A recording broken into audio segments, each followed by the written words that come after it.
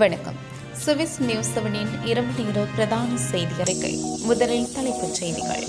நேற்று மாலை கடும் காற்றுடன் பெய்த மழையினால் பெரும் சேதம். பந்து அளவில் கொட்டிய ஆளுங்கட்டிகள். பாசல் மிருகக்காட்சி சாலையில் தாய் தந்தை கொரில்லாக்கள் மோதல், 4 நாள் குட்டி மரணம். சிறையில் சைவ உணவு மறுப்பு. சுவிஸ் அரசு மீது ஐரோப்பிய மனித உரிமைகள் நீதிமன்றம் குற்றச்சாட்டு. கொஸ்கன் அணுமின் நிலையம் அறிக்கை, ட்ரோன் எச்சரிக்கை, காவல்துறை விசாரணை. இளவரதனின் வேளா கிரெடிட் புது பொலிவுடன் சூரிச் புதிய முகவரியில் விஜே ஃபைனான்ஸ், ஏம்ப்ளட் ஸ்ட்ராசே 16, சூரிச் 8003. அவசர பணம் தேவையா? VJ finance. ஏற்கனவே கடன் பெற்றிருந்தாலும் அதை குறைந்த வட்டியில் புதிதாக மாற்றிட சுவிஸில் 8 வங்கிகளுடன் இணைந்து பணியாற்றும் ஒரே ஒரு நிறுவனம் விஜே ஃபைனான்ஸ். தொடர்புகளுக்கு 0444612861. சுவிஸில் தமிழர் கலாச்சார நிகழ்வுகளான திருமணங்கள், பூப்புனித நீராட்டு விழாக்கள் மற்றும் கலாச்சார கலையரங்குகள், மேடை நிகழ்வுகள், ஆலயங்கள் போன்ற அனைத்து மங்களகரமான நிகழ்ச்சிகளையும் நாதஸ்வர தவிர் இசையினால் சிறப்பிக்கின்றார்கள் கல்யாணி தீவன் மங்களவாத்திய இசைக்குழு. சுவிஸில் சிறந்த புதிய வீடு வாங்கவோ அல்லது விற்கவோ புதுப்பிக்கவோ தேடுகிறீர்களா?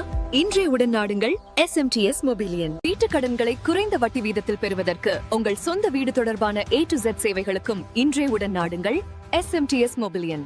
SMTS மொபிலியன், செயின்ட் கேலன் கப்பல். தொலைபேசி 078-715-2990. இனி விரிவான செய்திகள். நேற்று மாலை கடும் காற்றுடன் பெய்த மழையினால் பெரும் சேதம். சுவிட்சர்லாந்தில் நேற்று மாலை கடும் காற்றுடன் பெய்த கடும் மழையினால் கடுமையான சேதங்கள் ஏற்பட்டுள்ளன. சூரிச்சில் உள்ள இல்னா எக்ரஃபெட்கோனில் புயல் கடுமையாக சேதத்தை ஏற்படுத்தியது. ஒரு வீட்டின் கூரையின் சில பகுதிகள் பலத்த காற்றால் கிழிக்கப்பட்டு தரையில் வீசப்பட்டன. நிறுத்தப்பட்டிருந்த ஒரு கார் இடிபாடுகளுக்கு அடியில் சிக்கியது. சூரிச்சில் உள்ள அவசர அழைப்பு மையம் வியாழக்கிழமை மாலை சுமார் 550 தீயணைப்புத்துறை அவசர அழைப்புகளை பெற்றது. சூரிச்சின் பாதுகாப்பு மற்றும் மீட்பு சேவை இரவு 8 மணியளவில் அழைப்புகள் உச்சத்தை எட்டின. சூரிச் மாகாணத்தின் தீயணைப்புத்துறை 286 சம்பவங்களுக்கு பதிலளித்தது. பெரும்பாலான அழைப்புகள் கட்டிடங்களின் தண்ணீர் புகுவது மற்றும் மரங்கள் விழுவது தொடர்பானவை. விண்டதூர், வோல்கெட்ஸ்வில் மற்றும் டூஃபன்ஷாப் ஆகியவை குறிப்பாக கடுமையாக பாதிக்கப்பட்டன. விண்டதூர் ஸ்டேக்கில் ஏற்பட்ட கடுமையான வானிலை காரணமாக ஒரு மரம் விளையாட்டு மைதானத்தின் மீது விழுந்தது.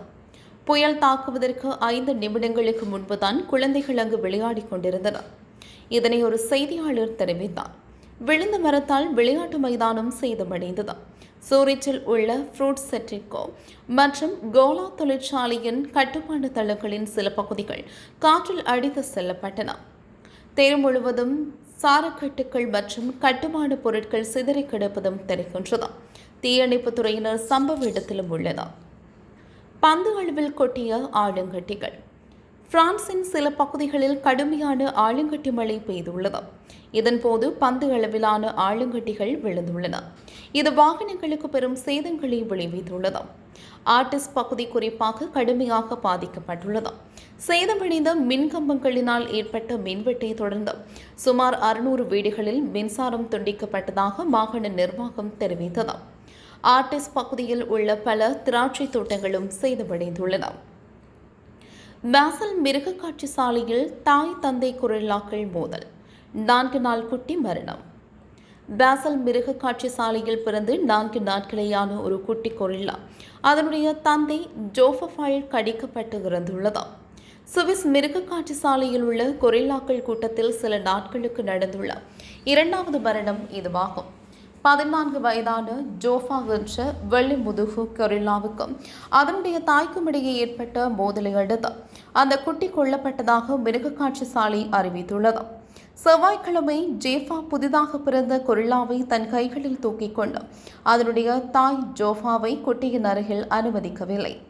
இது அந்த 2 பெரிய கொரில்லாக்களுக்கும் இடையே மோதலுக்கு வழிவகுத்துள்ளது. ஜோஃபோ தவறுதலாக மார்பில் கடித்ததால் அந்த குட்டி இறந்துள்ளது. ஜோவாஸ் இறந்த குட்டியை தொடர்ந்தும் தன் முதுகில் சுமந்து கொண்டிருப்பதாக மிருகக்காட்சி சாலை கூறுகின்றது. இது கொரில்லாக்களிடையே அசாதாரணமானது அல்ல. மேலும் மிருகக்காட்சி சாலை இந்த நடத்தையில் தலையிடுவதில்லை என்றும் கொரில்லாக்கள் கூட்டத்திற்குள் இருக்கும் சமூக கட்டமைப்புகள் மற்றும் உறவுகளின் அதிக சிக்கலான தன்மையை இந்த சம்பவம் எடுத்து காட்டுகின்றது. தாய் ஜோவாஸுக்கு இது 5வது குட்டி, தந்தை ஜேஃபாவுக்கு இது முதல் குட்டி என்றும் கூறப்பட்டுள்ளது. செவ்வாயன்று ஜேஃபா என்ற கொரில்லாவால் பிறப்புறுப்பில் கடிக்கப்பட்ட நிலையில் 11 வயது ஆண் கொரில்லாவான மொஃபாஷி கருணை கொலை செய்யப்பட்டதாக பாசல் மிருகக்காட்சி சாலை அறிவித்துள்ளது. இளம் கொரில்லாக்களை கொள்வதும், அதாவது சிசு கொலை மற்றும் கொரில்லாக்களிடம் காணப்படும் அறிவியல் பூர்வமாக ஆவணப்படுத்தப்பட்ட ஒரு நடத்தை என்றும் மிருகக்காட்சி சாலை மேலும் கூறியது. இது குறிப்பாக கூட்டமாக வாழும் விலங்குகளிடையே மிகவும் பொதுவானது. இதற்கான காரணங்கள் பலவிதமாக இருக்கலாம். அந்த அறிக்கைகளின்படி மிருகக்காட்சி சாலை அந்த குழுவிற்கு நடக்கும் நிகழ்வுகளை கண்காணித்து வருவதாகவும் நிபுணர்களுடன் கலந்தாலோசித்து வருவதாகவும் தெரிவிக்கப்பட்டுள்ளது. சிறையில் சைவ உணவு மறுப்பு. சுவிஸ் அரசு மீது ஐரோப்பிய மனித உரிமைகள் நீதிமன்றம் குற்றச்சாட்டு. தடுப்பு காவல் மையங்களில் தங்களுக்கு பொருத்தமற்ற உணவு வழங்கப்பட்டதாக கூறும் 2 சுவிஸ் சைவ உணவு பழக்கமுடையோர் அளித்திருக்கக்கூடிய புகாரை அடுத்து ஐரோப்பிய மனித உரிமைகள் நீதிமன்றம் பகுதியளவு ஏற்றுக்கொண்டுள்ளது. நேற்று வெளியிடப்பட்ட ஒரு தீர்ப்பில் சிந்தனை, மனச்சாட்சி மற்றும் மத சுதந்திரத்திற்கான உரிமையையும் பயனுள்ள தீர்வுக்கான உரிமையையும் சுவிட்சர்லாந்து மீறியுள்ளது என்று ஐரோப்பிய மனித உரிமைகள் நீதிமன்றம் கண்டறிந்துள்ளது. முறைப்பாட்டாளர்கள் இருவரும் சகோதரர்கள் ஆவார். அவர்களில் ஒருவர் நவம்பர் 2018 முதல் சுமார் 11 மாதங்கள் ஜெனீவா சிறையில் தடுத்து வைக்கப்பட்டிருந்தார். மற்றொருவர் 2021 2 மாதங்கள் வாட் பல்கலைக்கழக மருத்துவமனையில் மனநல பிரிவில் கழித்தார். இனவாத எதிர்ப்பு கொள்கைகளை பின்பற்றுபவர்கள் என்பதால் அதன் விளைவாக மனிதர்களுக்கு மற்ற அனைத்து உயிர்களுக்கும் சமம் என்ற நம்பிக்கையை கொண்டிருக்கின்றது. இருவரும் சைவ உணவை கோரினர். இருப்பினும் 2 நிகழ்வுகளிலும் தவறுகள் நிகழ்ந்துள்ளன. மேலும் அவர்களுக்கு எப்போதும் சைவ உணவு கிடைக்கப்படுவதில்லை. கொஸ்கன் அணுமின் நிலையம் அருகே ட்ரோன் எச்சரிக்கை, காவல்துறை விசாரணை. சுவிட்சர்லாந்தின் கொஸ்கன் அணுமின் நிலையம் அருகே பல ஆளில்லா விமானங்கள் பறந்ததை கண்டதை அடுத்து காவல்துறை விசாரணையை தொடங்கியுள்ளது. ஒரு உள்ளூர்வாசி இந்த ட்ரோன்களை கண்டதாக தெரிவித்தார்.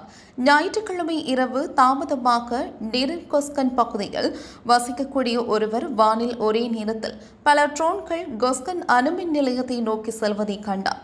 குறைந்தபட்சம் 7 ட்ரோன்கள் இருந்ததாக அவர் கூறியுள்ளார். அந்த நபர் ஜோலோஸ்தார் மாகாண காவல்துறையினருக்கு தகவல் கொடுத்துள்ளார்.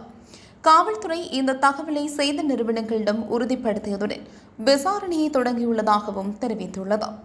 சுவிஸ் நியூஸ் 7 இரவு நேர பிரதான செய்தி அறிக்கை நிறைவு பெற்றது. எமது விரிவான செய்திகளை www.swissnews7.com என்ற இணையதளத்தில் நீங்கள் பார்வையிடலாம்.